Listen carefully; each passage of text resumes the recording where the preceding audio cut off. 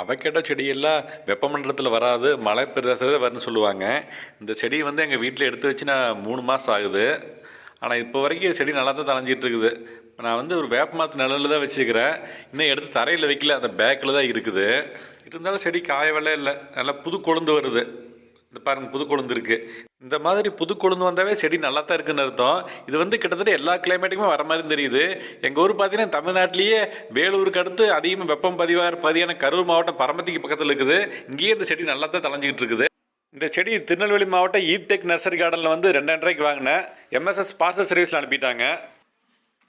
இது பார்த்தீங்கன்னா சீடடு, அப்படியே பார்த்து கிராஃப்டட் செடி.